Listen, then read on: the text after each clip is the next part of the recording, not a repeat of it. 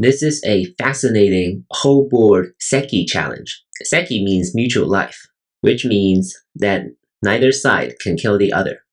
If you're not familiar with the Seki pattern, please feel free to check out lesson 304 here on my channel, where I show quite a few Seki examples. So this problem is white to play. What's going on here is that this white group right here is about to die. It doesn't have two eyes. If white just plays like this, it will die. So white will have to go on the offensive a little bit. So black's eye shape here has a little weakness in this. So white will play this first. And now what white needs to do is not to play this yet, because this will reduce white's own liberty. Instead, white should cut black off like this. Otherwise, if these two black groups connect, then black will be alive very easily.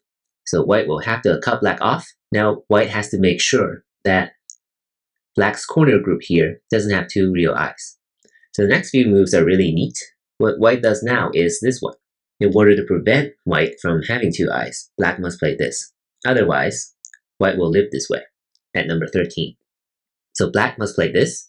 Now white connects, and this is an Atari, so black must connect. Now note that black is already at that shape here, and that will be very important as this pattern develops. Next, white tries to reduce black's eye space. Black can block here, white cannot cut. But white's next move is really fascinating. It's right here. Now white can cut. What does that mean? Black can capture, but white can capture back like this. And now black will die, because white has a bigger eye space versus black's very small eye space. So this is a big eye versus small eye situation. If you're not familiar with the situation, please feel free to check out lesson 303. Because white can potentially cut here after 17, black must connect here. And now, these two sides have the same eye size, and that is perfect for Seki. But before that, white must play this move to make sure this eye is a fake eye. And now, what's going on? Now this is going to be a Seki move. Black cannot play this. Black will fail this way, because now this is a connect and die. So, this is already a Seki, even if black plays here first. What's going on now is that black's group here on the upper side is dead. If white is able to capture all this, then this group on the upper side for white will be free to kill this group on the corner. So black must find a way to save this group on the upper side. Otherwise, black will all die. So what black does is to trigger a ladder-like pattern. This is all set up.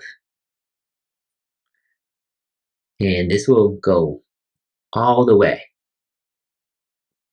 So after number 45, black has a decision to make. If it connects here, white will connect this way.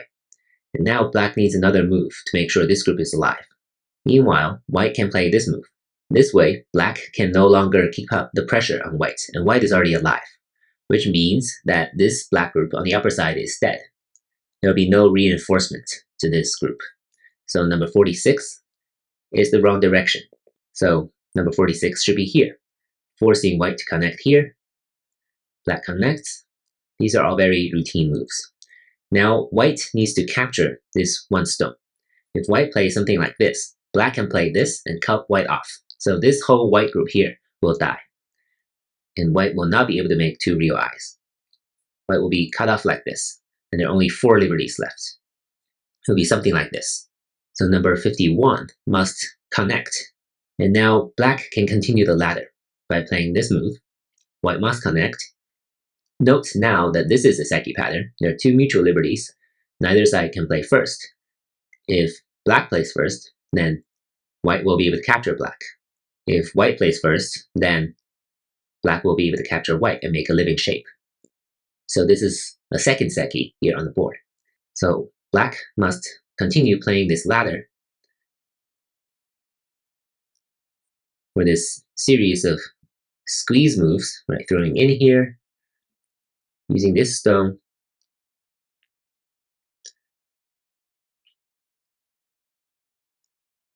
it'll be something like this. White needs to be really careful to avoid a connect and die situation. And now this ladder is set up such that both sides can continue this way. Black must connect, white must connect here. Otherwise, black will push through here And now black plays this move. So we have another Seki here. So here, black can play this exchange, right? This exchange is okay, though it's not necessary. It could be a co-threat in the future. And after this exchange, this is exactly the same as this Seki here on the right side. So this is also a Seki. Now what happens is that white has connected to the upper left corner, which has eye space here. And black will let it connect, but will play this throw-in move to reduce its eye space. Now black needs a connection, then white can connect here or here. Doesn't make a difference. And now black cuts white off right here. Now what's going on is that this huge white group doesn't have a whole lot of liberties, only has a few liberties here on the upper left. Is in a mutual life pattern with black here on the upper side. And this is how black saves the upper side. Quite fascinating, by playing this whole ladder, forcing white to play here on the corner. But this pattern is not yet done, right? So now you might think black can just play this move. Now black and white has the same size of eye space, and this is a Seki. But that's actually wrong. The problem is that white can play this move, killing this stone, another eye right here. White will be alive here in the center. What's happening to black is that black, this whole group, this huge group here in the center, doesn't have two eyes. These two are fake eyes, and this can be a real eye, but white can destroy your second real eye this way. Right, so black has to choose between these two, but cannot get both. So black will die this way. So now black must play a very important move, and that is to prevent white from capturing this stone. And that is this, right? Number 130 also threatens to cut off white. So white must connect here. This exchange is really, really key. If you forget about this, then black will all die. Now black plays this. Now this is Seki, this whole group, this huge group of white, versus this black's upper side is in Seki with each other because they have the same eye size. Now white can play this move to make sure black doesn't have a real eye here, and black must capture. So these two groups in the center are also in Seki, or mutual life. We'll come back to this in a second, because now white has Sente. Black has just captured and finished this Seki pattern in the center.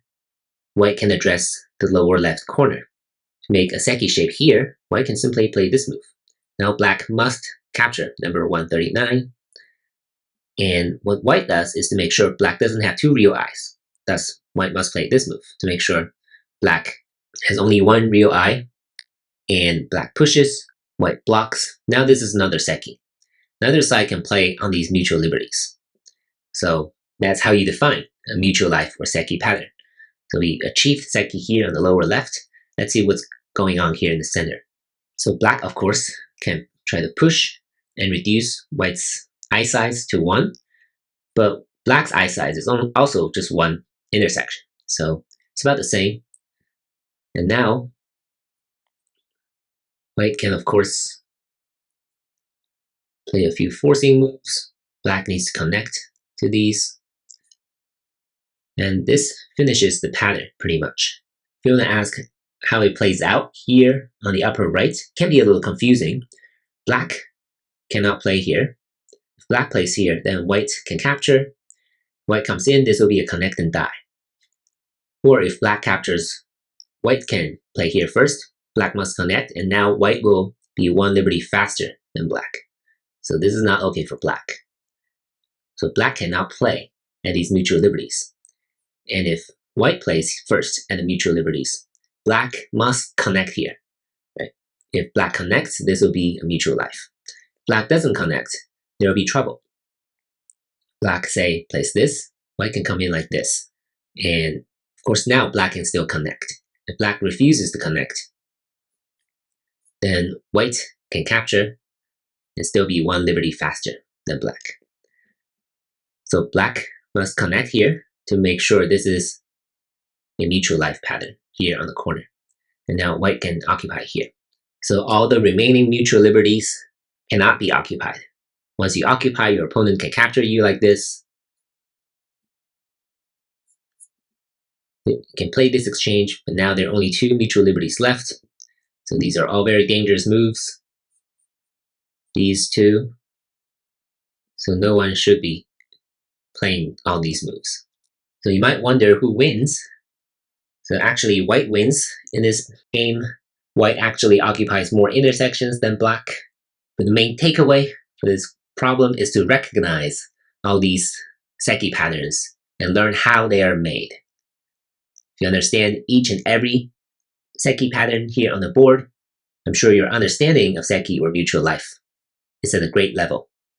As always, if you have any questions, please let me know in the comment section below. Thank you for watching.